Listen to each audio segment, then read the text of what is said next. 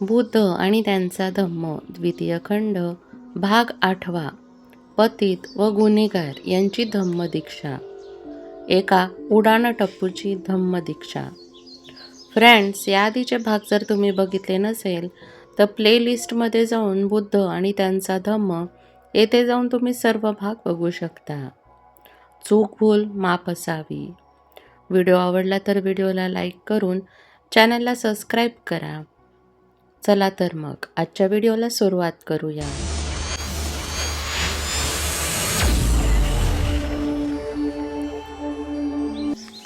एका उडाणटप्पूची धम्मदीक्षा. प्राचीन काळी राजगृहात एक गुंड राहत होता. तो आई वडिलांना आणि वरिष्ठांना मुळीच मान देत नसे. आपल्या हातून काही चूक झाली तरी पुण्यप्राप्तीच्या आशेने तो यज्ञयाग आणि सूर्य, चंद्र व अग्नी यांची पूजा करी आणि मगरमस्त राही. परंतु पूजा आणि बलिदान यांसारखे शारीरिक कष्टाचे विधी कितीही केले तरी सतत 3 वर्ष दीर्घोद्योग करूनही त्याच्या मनाला शांती लाभेना. शेवटी श्रावस्तीला जाऊन भगवान बुद्धांची चौकशी करण्याचे त्याने ठरवले. तेथे पोहोचल्यावर बुद्धाचे तेजस्वी व्यक्तिमत्व पाहून त्याने त्यांच्या पायावर लोटांगण घातले आणि आपल्याला किती आनंद झाला आहे हे सांगितले. नंतर भगवंतांनी त्याला पशूंना बळी देण्यातील मूर्खपणा आणि ज्या विधींचा हृदयावरही काही परिणाम होत नाही आणि जे ज्यांच्यासाठी करावायचे त्यांच्याविषयी कसलाही आदरभाव किंवा कर्तव्यबुद्धी याची जाणीव होत नाही, अशा विधींचा निरुपयोगीपणा समजावून सांगितला.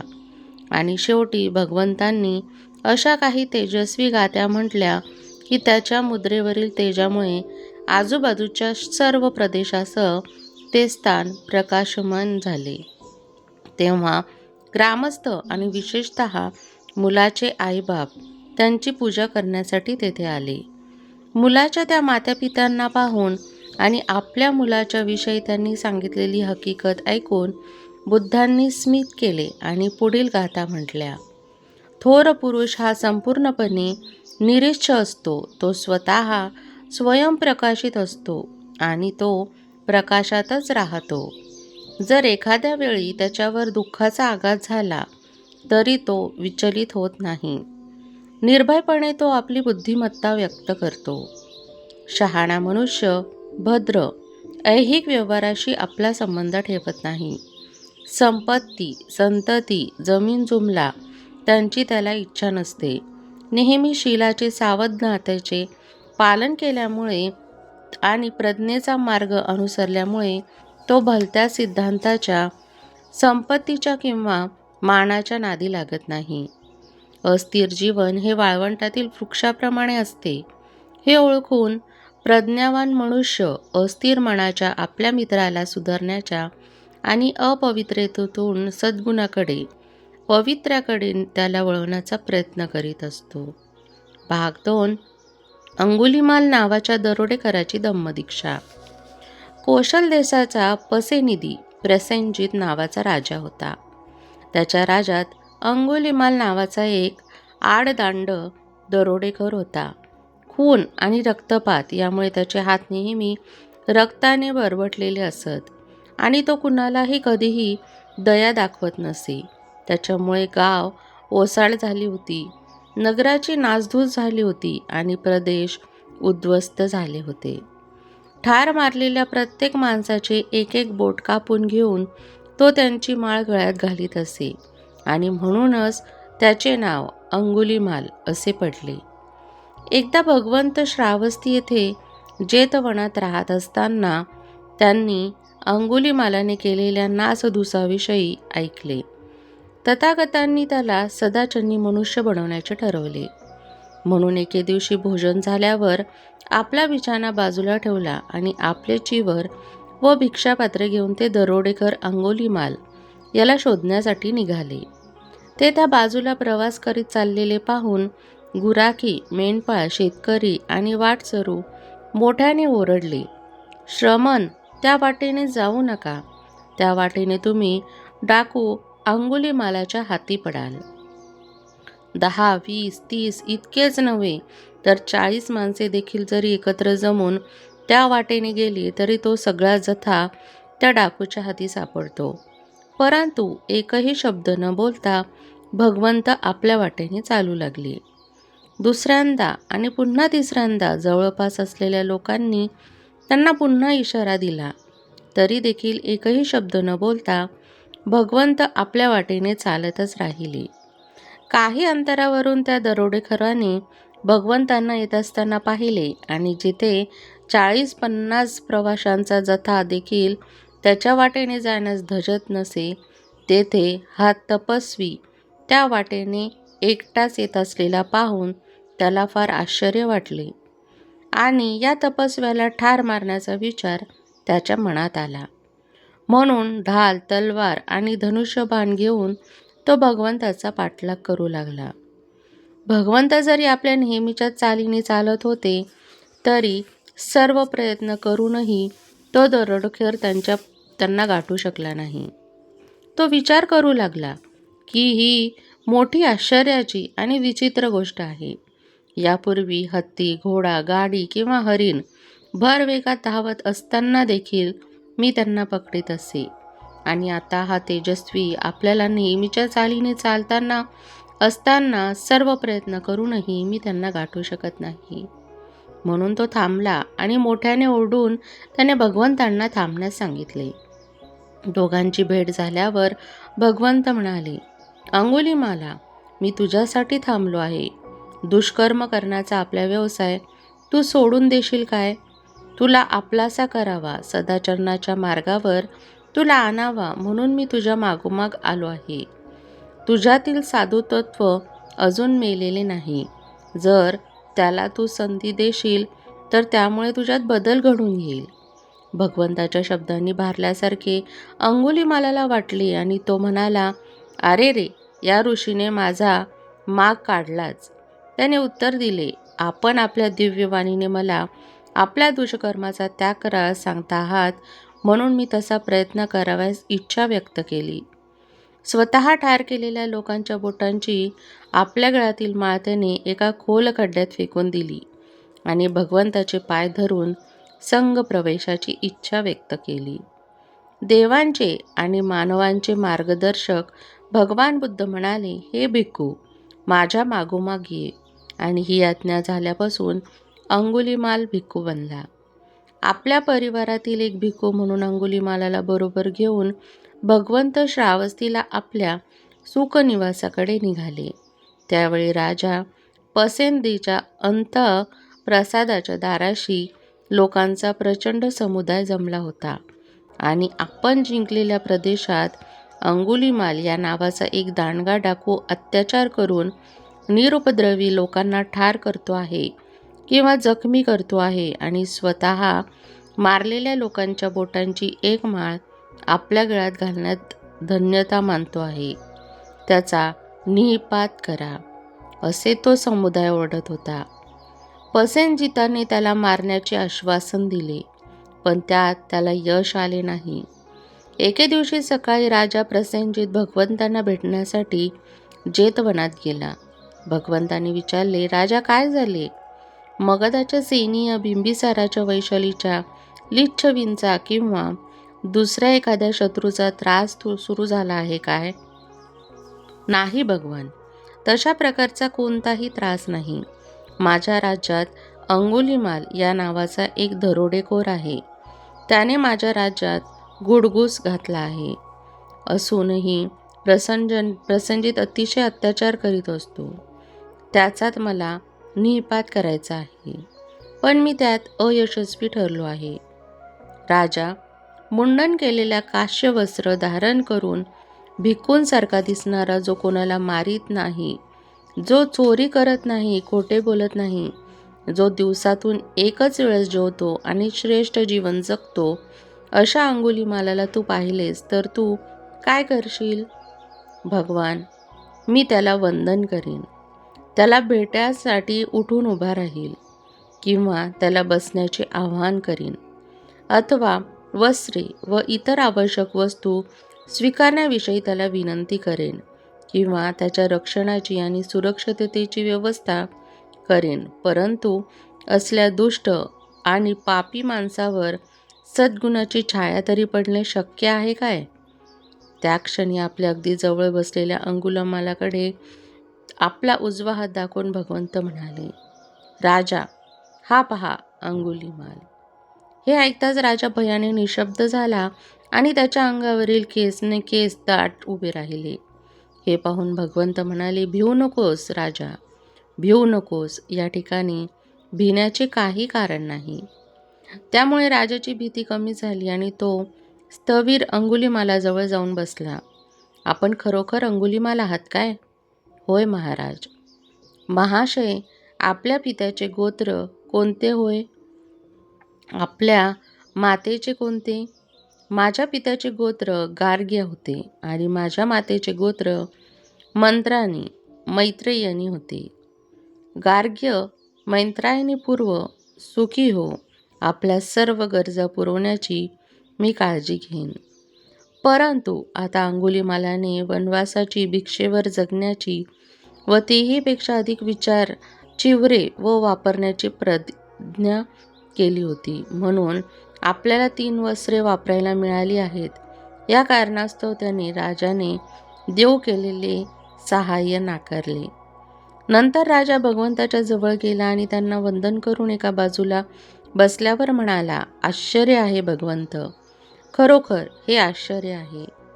अमानुषाला माणसवळविण्याची, अपरिचिताला पराभूत करण्याची आणि अशांताला शांत करण्याची भगवंताची केवढी ही किमया. हा असा पुरुष आहे ज्याला काठीने किंवा तारवरीने मी जिंकू शकलो नाही, परंतु काठी किंवा तारवर यांची मुळीच उपयोग न करता भगवंतानी त्याला जिंकले. भगवंत, मला आता गेलेच पाहिजे, कारण बरीच कामे मला अद्याप उरकवायची आहेत. राजन, आपल्या मर्जीप्रमाणे होऊ द्या. नंतर आपल्या आसनावरून उठून राजाने भगवंतांना अत्यंत आदराने अभिवादन केले व तो निघून गेला. एके दिवशी चिवर परिधान करून आणि हातात भिक्षापात्र घेऊन अंगुलीमाल भिक्षेसाठी श्रावस्तीत गेला असताना एका माणसाने त्याला वीट फेकून मारली, तर दुसऱ्याने सोटा मारला, तिसऱ्याने खापरीचा तुकडा त्याच्यावर फेकून मारला. त्यामुळे त्याचे डोके रक्तबंबाळ झाले, त्याच्या भिक्षुपात्राचे तुकडे तुकडे झाले व त्याची वस्त्रे फाटून गेली आणि तशा स्थितीत तो भगवंताच्या समोर येऊन उभा राहिला.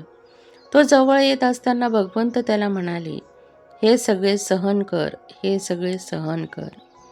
याप्रमाणे भगवान बुद्धाची शिकवण स्वीकारून डाकू अंगुलीमाल एक संत पुरुष बनला. मुक्तीचा आनंद व्यक्त करीत तो म्हणाला, ज्याच्या ठायी पूर्वी अनास्था होती तो आता आस्था दाखवू लागला.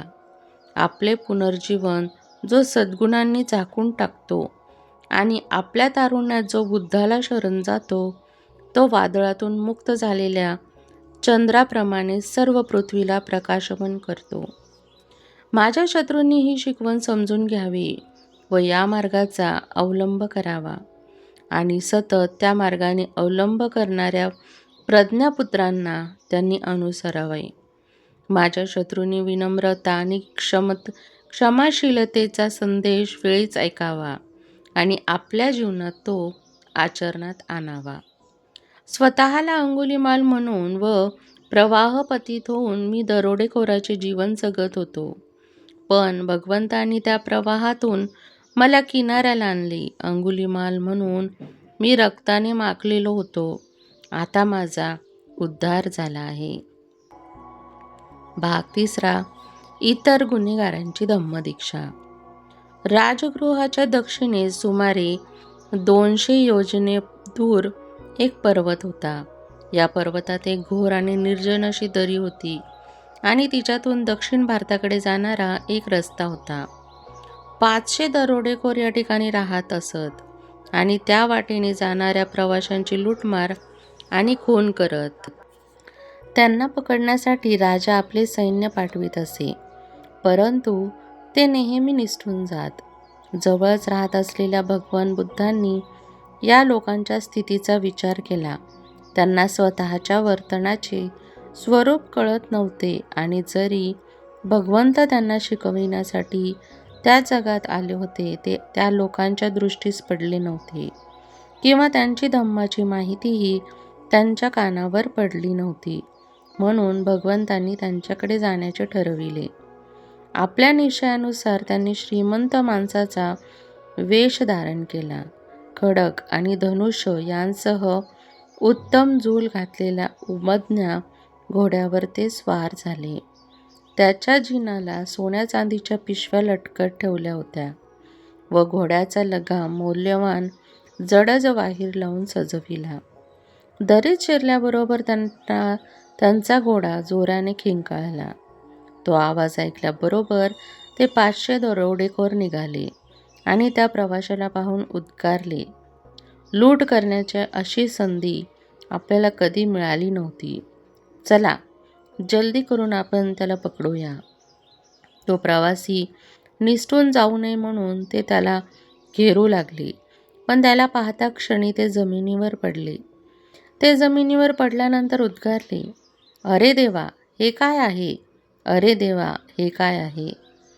त्यावर त्या प्रवाशाने त्या डाकूला समजावून सांगितले की ह्या सर्व संसाराला घेरून टाकणारी दुःख एवढे प्रचंड आहे की त्याच्या मानाने ते डाकू दुसऱ्याला जे दुःख देतात किंवा स्वतः सोसतात त्याच्या यातना काहीच नाही.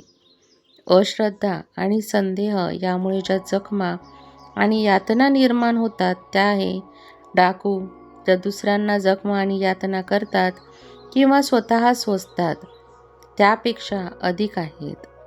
धर्मोपदेश एकाग्रतेने ऐकण्याची जी प्रज्ञा जागृती होते त्यांनीच ह्या अंधश्रद्धा व संदेहाच्या जखमा भरून घेऊ शकतात.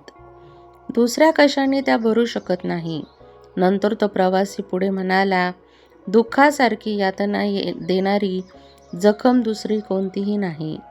दुष्कृत्यासारखा खोलवर रुतणारा दुसरा कोणताही तीक्ष्ण बाण नाही. धार्मिक शिकवणुकीच्या एकनिष्ठ परिपालनाखेरीज यावर दुसरा कोणताही उपाय नाही. या शिकवणीमुळे आंधळ्याला दृष्टी मिळते, भ्रांत झालेल्यांना ज्ञान प्राप्त होते. आंधळ्यांना दृष्टी मिळावी त्याप्रमाणे त्या शिकवणीमुळे लोकांना या प्रकाशामुळे मार्गदर्शन होते. म्हणून अश्रद्धा दूर करण्यास, दुःख नाहीसे करण्यास आणि आनंद मिळवून देण्यास ही धम्माची शिकवण समर्थ आहे. जे ते ऐकतात त्यांनाच ही सर्व श्रेष्ठ प्रज्ञा प्राप्त होते. ज्याने सर्वात अधिक पुण्य संपादिले आहे तोच या पदवीला पात्र ठरतो. हे ऐकल्यावर त्या दरोडेखोरांना आपल्या दुष्ट जीवनाचा पश्चाताप झाला. त्यांच्या अंगात रुतलेली बाण गळून पडले आणि त्यांच्या जखमा भरून निघाल्या. नंतर ते भगवंताचे शिष्य झाले आणि त्यांना स्वास्थ्य व शांती यांचा लाभ झाला. भाग 4. धम्मदीक्षेची जोखीम. पूर्वी भगवान बुद्ध राजगृहापासून 500 योजना अंतरावर असलेल्या एका पर्वतमय प्रदेशात राहत होते. त्या पर्वतमय प्रदेशात 122 लोकांची एक टोळी राहत होती. ते लोक शिकार करून मारलेल्या जनावरांचे मांस खाऊन आपला उदरनिर्वाह करीत. भगवान बुद्ध त्या ठिकाणी जातात आणि नवरे शिकारीला गेलेले असताना तेथे दिवसा घरी एकट्याच राहिलेल्या स्त्रियांना ते धम्मदीक्षा देतात. त्यावेळी ते पुढील प्रमाणे उपदेश करतात. जो दयाळू आहे तो प्राण्यांची हत्या करीत नाही किंवा प्राण्यांची हत्या न करणे हा दयाळू माणसाचा धर्म होय. तो प्राण्यांच्या जीवनाचे रक्षण करण्यास नेहमी समर्थ असतो. धर्म अमर आहे. या धर्माचे पालन करणाऱ्यांना कोणतेही संकट कोसळणार नाही. विनयशीलता, ऐहिक भोगाविषयी उपेक्षा, कोणाला कष्ट न देणे, कोणाला क्रोध येईल असे न करणे हे ब्रह्मलोकाचे लक्षण होय.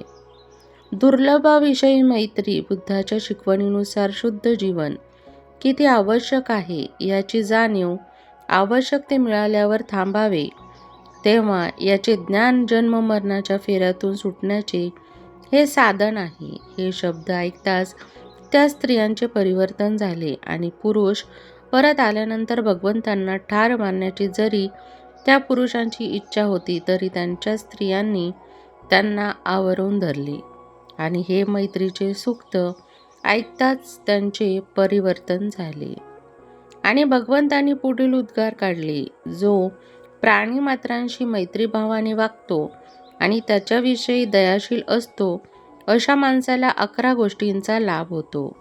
त्यांचे शरीर नेहमी निरोगी सुखी असते, त्याला शांत झोप येते आणि तो अभ्यासमग्न असतो. त्यावेळीही त्याला एकाग्रता लाभते. त्याला वाईट स्वप्ने पडत नाहीत. देव त्याचे रक्षण करतात आणि माणसे त्याच्यावर प्रेम करतात.